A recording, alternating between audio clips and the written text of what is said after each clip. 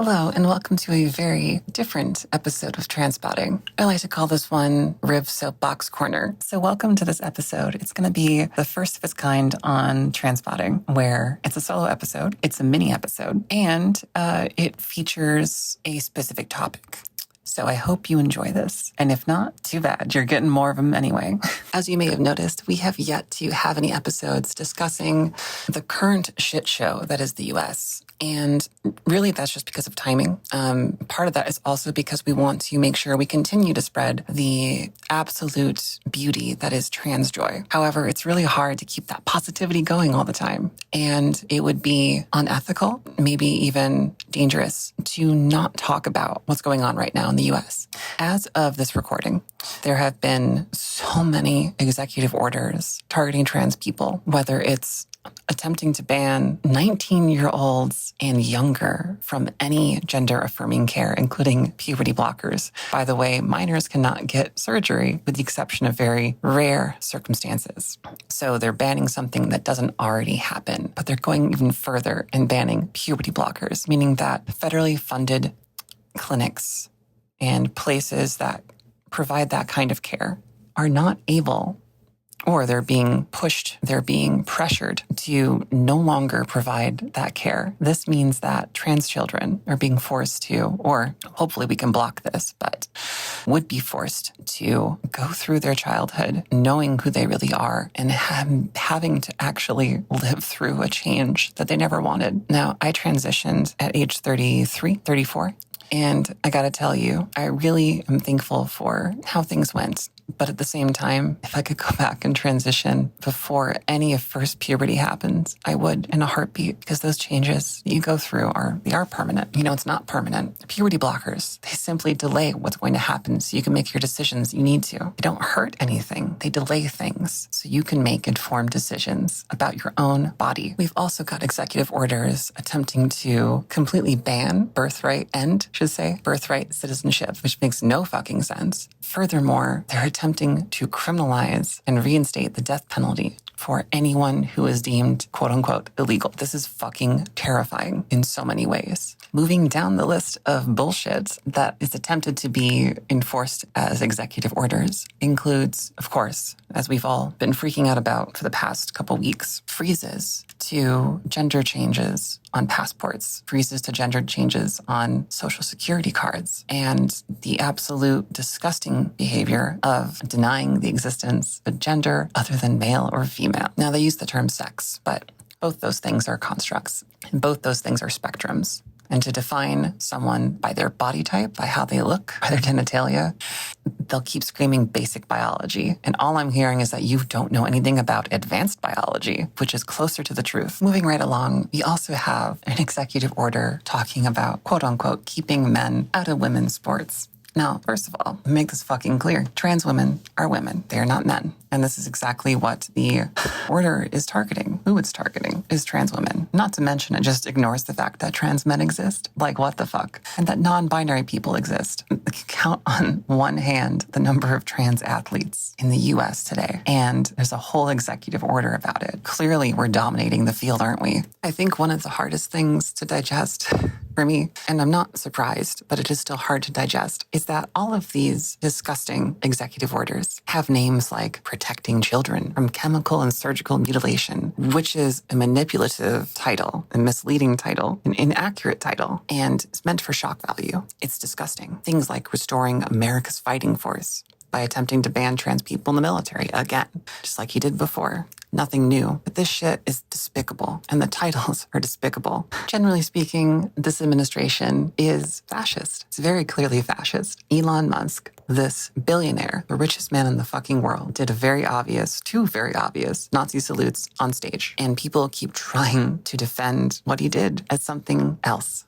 And it's not something else. He did what he did. You could argue that it's for shock value. You could argue that it's because he's trying to distract while he and his cronies continue to dig through our treasury, dig through our data, and puppet a president simply to cut oversight and safety from his attempts to continue to release products that are dangerous, products that are overpriced, products that cater to people who just think he's a genius when he hasn't invented anything. He's merely invested. But he wants zero regulation manipulation of him and him alone. He's a straight up narcissist. Now, so is Trump. So the question is, how long will that relationship hold since they are both narcissists? How long will it take for them to push each other away? How long will it take for any of this to crumble? Because it ain't going to last forever. Elon's not actually very smart. As we all know, Trump is an actual dipshit. I can't believe that these two will continue to work together for 4 years or longer. Now, there are plenty of other things I didn't discuss thoroughly here, including federal funding freezes, which is terrifying. I did bring up briefly that Elon is tinkering in the Treasury, potentially affecting everyone's data, potentially cutting funds to extremely important programs that keep everyday people afloat just so that he can get richer, because what he has is never going to be enough. I didn't yet discuss the fact they're attempting to dismantle many different departments illegally, including the Department of Education.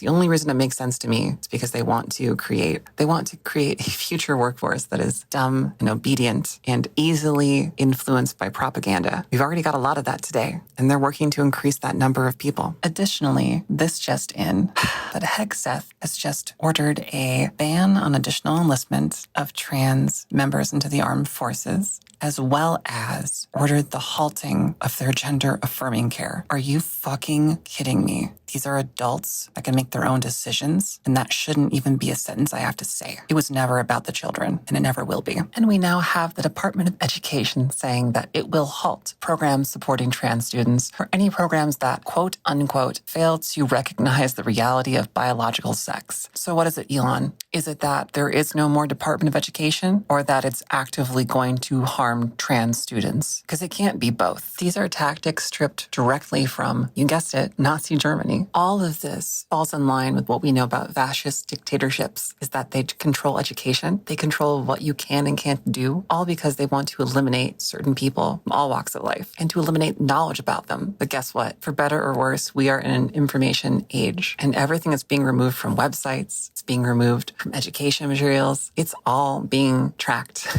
There are receipts, motherfuckers. You think you can get rid of us this easily? There will always be a way, and we're not going down this time. But I'm not here to catastrophize. I'm not here to fearmonger. Don't worry, the current administration has all of that covered. No, I'm here to tell you I'm proud of you. I'm proud of you for keeping going. I'm proud of you for being who you are. I'm proud of you for having to stay in the closet so you feel safe if that's what you need to do. I'm proud of you for starting your journey. I'm proud of you for being in the middle of your journey. I'm proud of you for being years or decades into your journey. Nothing but love from me. It's a big deal. And I encourage you to be proud of yourself too. Because this shit's hard. And unfortunately, it's not getting easier anytime soon. And it's going to require a lot of work from us, from true allies. It's going to take a lot of support and building our community stronger than ever. But I know we are all up to the task. And I'm proud of us for that too. Nothing wrong with pride, especially when it's based in love. You got this. We got this. But I also want to focus on what we can do and why this is happening the way it's happening. You see, this is all a tactic. They want us to be panicking. They want us to be exhausted from cruelty fatigue, that we become hopeless, and that our rage dies and dwindles, and we become complacent. And we can't let that happen. Yes, this is scary. This is a scary time, especially if you're queer, especially if you're not white in any way, especially if you're trans. And we need to keep that well of rage just below the surface. Keep that rage going, not to cause or seek violence, not to cause or seek violence, but to provide energy to keep you going, to give you a second wind. Use that well of rage and pull upon that energy when you need to support others, when you need to push through the day. Use it constructively, and we're going to get through this together. We have some good things happening too. The ACLU and other organizations are bringing lawsuit after lawsuit after lawsuit against the administration, against these severely unconstitutional and unlawful executive orders, and against the fact that there is a civilian appointed to a made-up position in this administration seeking to dismantle everything that would regulate his businesses. For example, we had a federal judge uphold that a trans woman cannot be moved to a men's prison.